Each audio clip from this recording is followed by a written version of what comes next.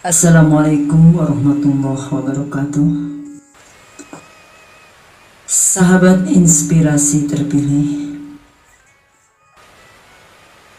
kali ini akan saya sajikan kepada Anda rahasia alam gaib berkaitan dengan jawaban anggota badan ketika ruh akan dicabut. Diceritakan dalam suatu hadis, ketika Allah akan mencabut nyawa hambanya, malaikat maut mendatangi hamba tersebut pada bagian mulut untuk mencabut nyawanya. Maka keluarlah zikir dari mulut tersebut dan berkata, "Tidak ada jalan bagimu untuk mencabut nyawa dari arah sini." Lama sekali lisannya berzikir kepada Allah, maka malaikat maut kembali menghadap kepada Allah dan mengatakan apa yang terjadi. Lalu Allah Subhanahu wa Ta'ala berfirman, "Cabutlah nyawanya dari arah yang lain." Maka datanglah malaikat maut pada tangan. Keluar sodakoh dari tangan seraya berkata, "Tidak ada jalan bagimu untuk mencabut nyawanya. Sesungguhnya dia bersodakoh dengan aku tangan yang banyak sekali. Dan dia mengusap kepala anak yatim, menulis ilmu dengan kolam atau pena, dan memukul orang-orang kafir dengan aku," kata tangan. Lalu datanglah malaikat maut pada kaki, dan kaki berkata, "Tidak ada jalan bagimu dari arahku. Sesungguhnya dia berjalan untuk sholat berjamaah, sholat hari raya, mendatangi majelis ilmu, dan taklim dengan aku," kata kaki. Kemudian malaikat maut mendatangi telinga, dan telinga pun berkata, "Tidak ada jalan bagimu dari arahku. Sesungguhnya dia mendengarkan Al-Quran, azan, dan zikir dengan aku," kata telinga. Maka datanglah malaikat maut pada kedua mata, dan keduanya pun berkata, "Tidak ada jalan bagimu dari arah kami. Sesungguhnya dia melihat mushaf atau Al-Quran, wajah para ulama, kedua orang tuanya, dan orang-orang yang soleh dengan kami." Kemudian malaikat maut pergi menghadap Allah dan berkata, "Wahai Tuhanku, sesungguhnya hambamu berkata begini dan begini." Maka Allah Subhanahu wa Ta'ala berfirman, "Hai malaikat maut, gantungkanlah namaku pada telapak tanganmu, dan perlihatkanlah pada ruh hambaku. Jika dia melihatnya, niscaya keluarlah ia." Maka ditulislah asma Allah pada telapaknya dan diperlihatkan pada hamba Allah. Maka ia pun mengiyakan, dan keluarlah ruh hamba tersebut dengan berkah asma Allah, dan hilanglah pahitnya sakaratul maut darinya. Maka apakah tidak hilang azab yang pedih darinya bila di dadanya tertulis asma Allah? Sebagaimana firman-Nya, Bismillahirrahmanirrahim. Afaman sarahallahu sadrahu li-islami fahuwa ala nurim mir rabbih.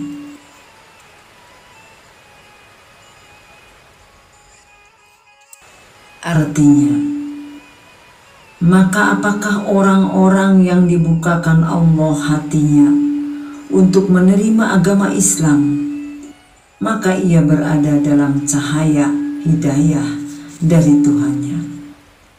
Quran Surat Al-Zumar ayat 22. Maka apakah tidak hilang darinya siksa dan perkara yang menyusahkan di hari kiamat?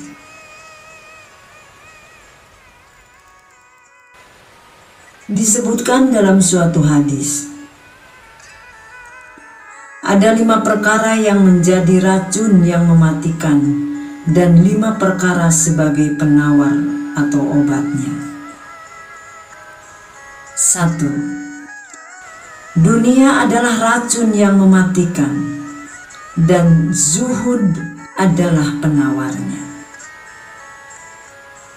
2. Harta adalah racun yang mematikan dan zakat adalah penawarnya.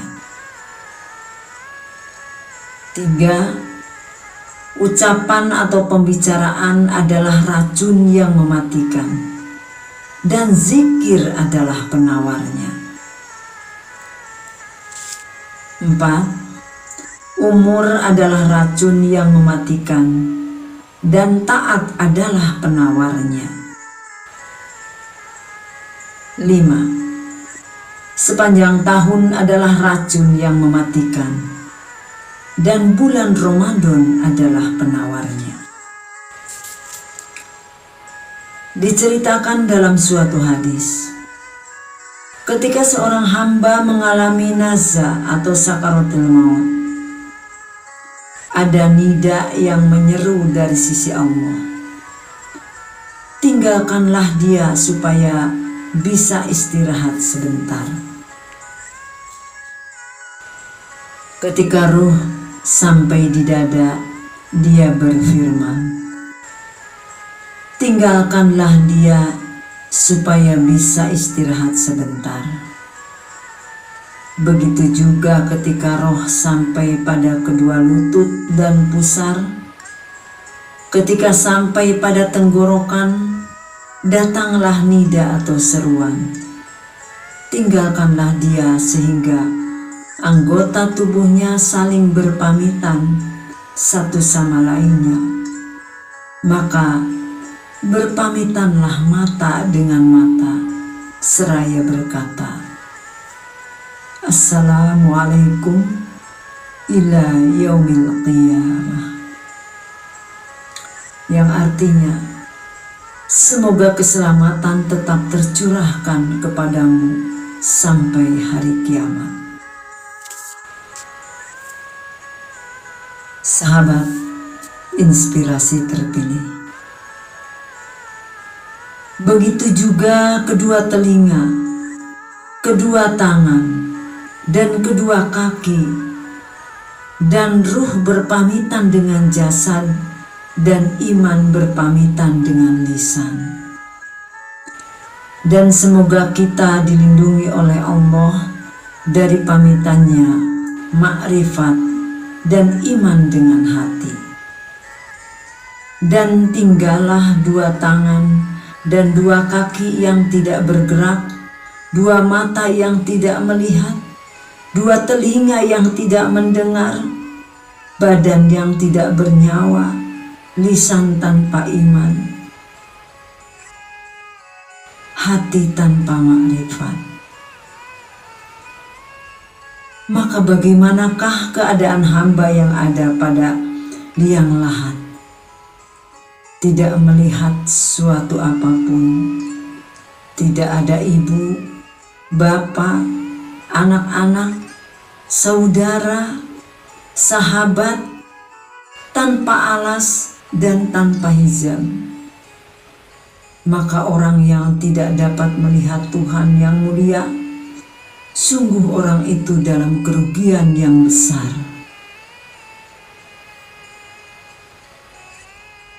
Imam Abu Hanifah berkata, perkara yang banyak menyebabkan hilangnya iman seseorang hamba Allah adalah waktu sakaratul maut. Semoga Allah menjaga kita dan Anda semua dari hilangnya iman. Amin. Sahabat inspirasi terpilih,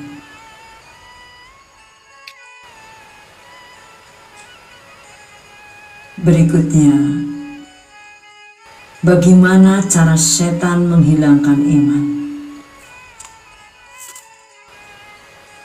Dalam sebuah hadis diceritakan, sesungguhnya setan yang dilaknat Allah mendatangi dan duduk di atas kepala seorang hamba yang sedang menghadapi sakaratul maut dan berkata kepadanya, tinggalkanlah agama ini dan katakanlah Tuhan ada dua, agar engkau selamat dari kepayahannya.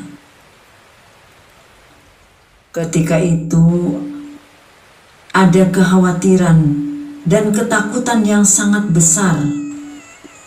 Oleh karena itu, tetaplah dirimu agar selalu menangis dan tadarru atau merendahkan diri kepada Allah, dan bangun pada tengah malam dengan memperbanyak ruku dan sujud agar selamat dari siksa Allah. Imam Abu Hanifah pernah ditanya, apakah dosa yang paling dikhawatirkan dapat menghilangkan iman? Dia menjawab, meninggalkan syukur atas iman, meninggalkan takut mati, dan berbuat zolim terhadap sesama. Maka orang yang dalam hatinya ada 3 sifat tersebut, biasanya ia keluar dari dunia sebagai orang kafir, kecuali orang yang mendapatkan keberuntungan.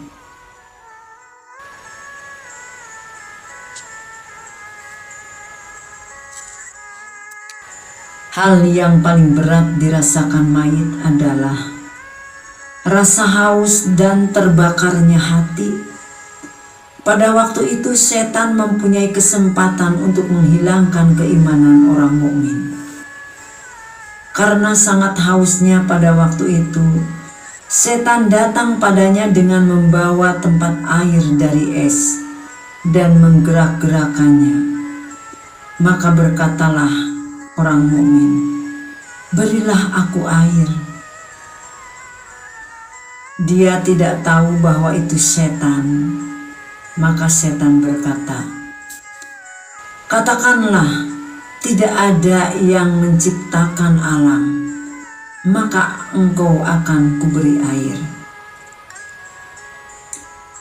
Jika orang itu beruntung, maka dia tidak menjawab. Kemudian setan datang pada telapak kakinya dan menggerak-gerakkan tempat air.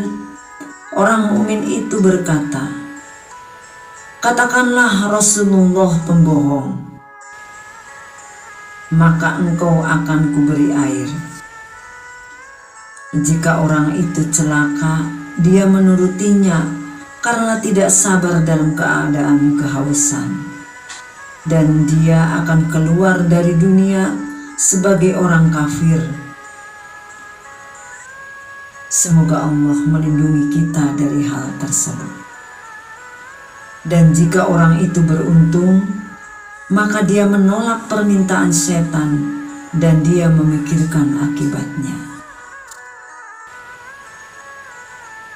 Sahabat inspirasi terpilih, sebagaimana diceritakan kisah Abu Zakaria Az-Zahid, Ketika menghadapi kematian, sahabatnya datang waktu dia sedang menghadapi sakaratul maut dan mengajarinya kalimat thayyibah, La ilaha illallah Muhammadur Rasulullah. Tapi dia memalingkan wajahnya dan tidak mau mengucapkannya. Maka diulanginya untuk yang kedua kali. Tapi dia tetap memalingkan wajahnya dan tidak mengucapkannya. Diulanginya 3 kali dan Abu Zakaria berkata, Aku tidak akan mengucapkannya. Maka dia pun pingsan di depan teman-temannya. Setelah Abu Zakaria sadar dari pingsannya, sesaat dan merasa ringan, dia membuka matanya seraya berkata pada mereka, Apakah engkau mengatakan sesuatu kepadaku? Mereka berkata, Ya, kami mengajarkanmu syahadat 3 kali, dan engkau berpaling 2 kali, dan engkau berkata pada saat yang ketiga, Aku tidak akan mengucapkannya. Abu Zakaria menjawab, Aku didatangi iblis yang membawa tempat air dan duduk di kananku sambil menggerak-gerakkan tempat air. Dan dia berkata kepadaku, Apakah engkau membutuhkan air? Aku berkata, Ya. Dia berkata lagi, Katakanlah, Isa anak Allah. Maka aku berpaling darinya. Kemudian setan mendatangi pada kakiku dan berkata padaku, seperti tadi, dan untuk ketiga kalinya dia berkata, Katakanlah, tidak ada Tuhan. Aku pun berkata, Aku tidak akan mengucapkannya. Maka iblis membanting tempat air tersebut dan berlari menjauh. Aku menolak ajakan iblis, bukan menolakmu. Aku bersaksi bahwa tidak ada Tuhan selain Allah, dan aku bersaksi bahwa Muhammad adalah hambanya dan utusannya. Sahabat inspirasi terpilih, diriwayatkan dari Mansur bin Ammar, ia berkata, ketika telah dekat kematian seseorang, maka keadaannya dibagi menjadi 5, yaitu 1. Harta untuk ahli warisnya. 2. Ruh atau nyawa untuk malaikat maut. 3. Daging untuk cacing tanah. 4. Tulang untuk tanah. 5. Kebaikannya untuk para musuh dan setan yang akan menghilangkan keimanannya. Lalu Mansur bin Ammar berkata lagi, jika ahli waris pergi membawa harta, malaikat maut pergi membawa ruh, cacing tanah pergi membawa daging, dan musuh membawa kebaikan, itu boleh saja tidak apa-apa. Tapi jika sampai setan membawa iman dan memisahkan dari agama Islam, karena pisahnya ruh dari jasadnya, itu bukanlah pisah dengan Tuhan, dan tidak ada yang tahu setelah itu, maka rugilah orang yang kehilangan keimanannya.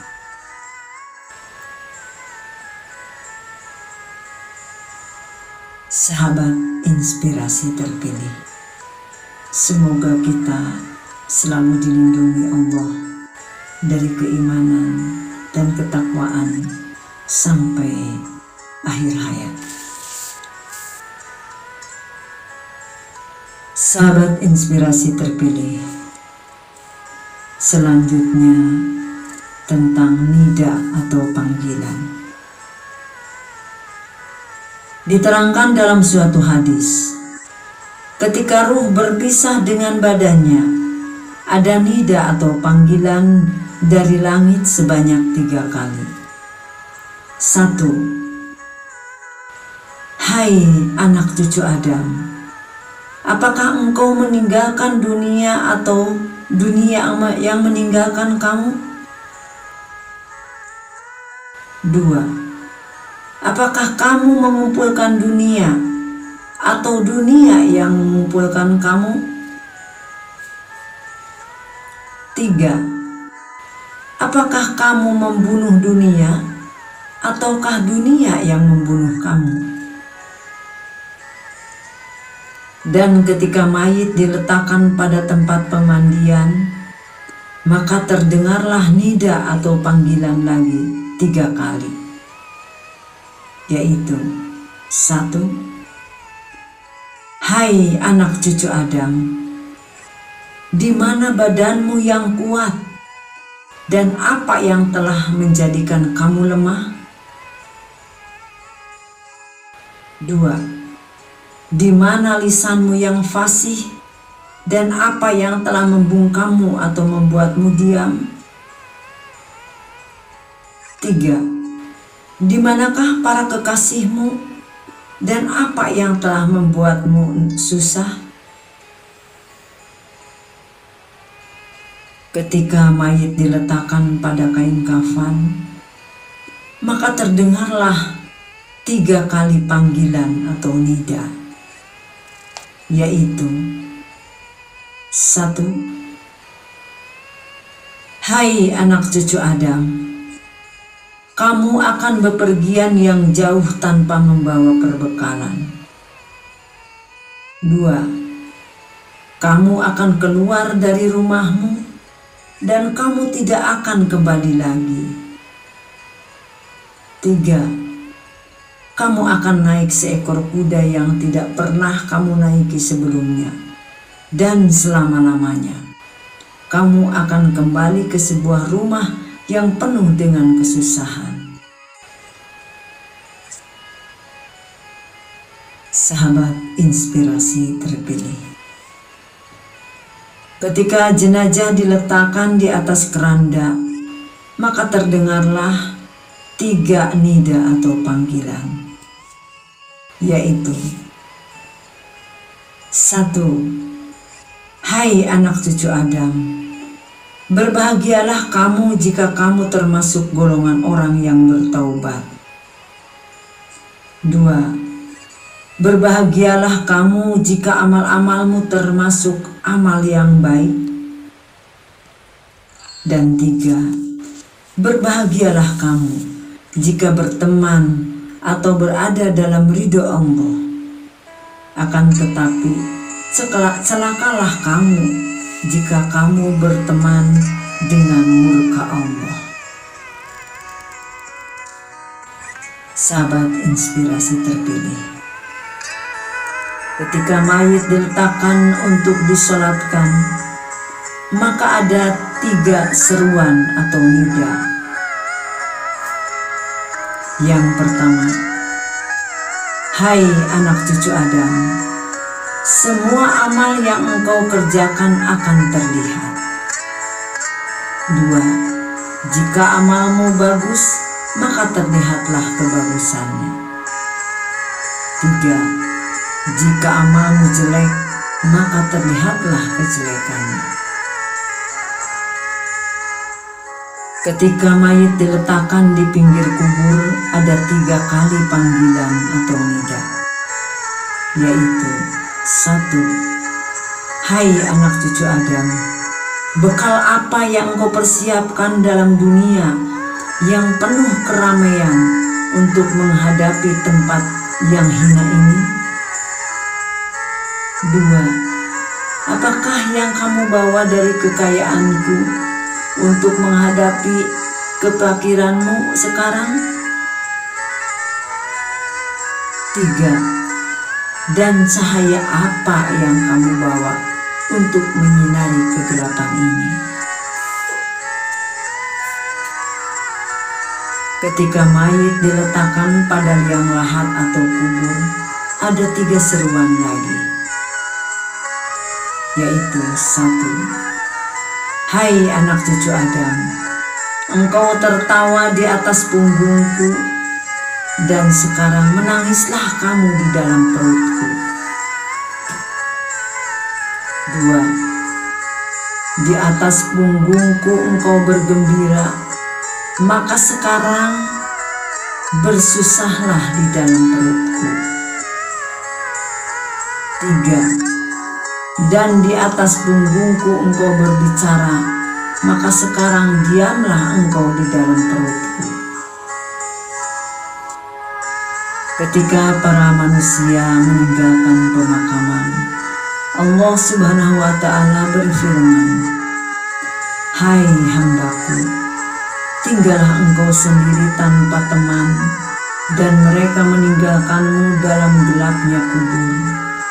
Sungguh engkau telah durhaka kepadaku demi mereka atau manusia, istri dan anak-anakmu, sedangkan aku sangat berbelas kasihan kepadamu hari ini dengan belas kasih yang mengagumkan bagi para makhluk, dan aku lebih berbelas kasihan daripada belas kasih orang tua kepada anaknya."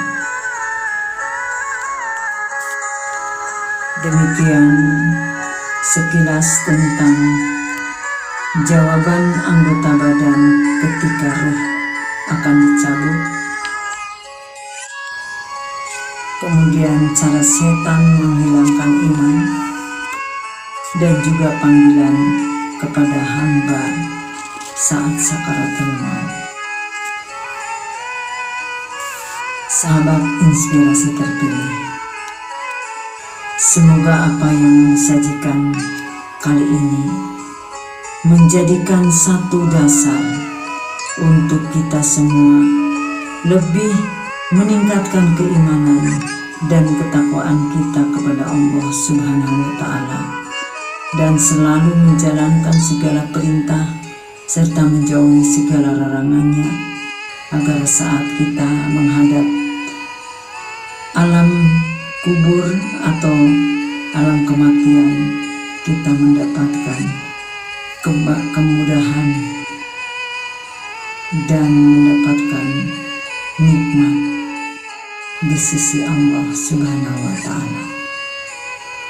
Demikian, semoga bermanfaat apa yang saya sajikan kepada Anda dan menjadikan inspirasi bagi kita semua untuk lebih mendekatkan diri dan memperbaiki segala amal perbuatan kita demi mempersiapkan kehidupan yang kekal abadi di akhirat nanti.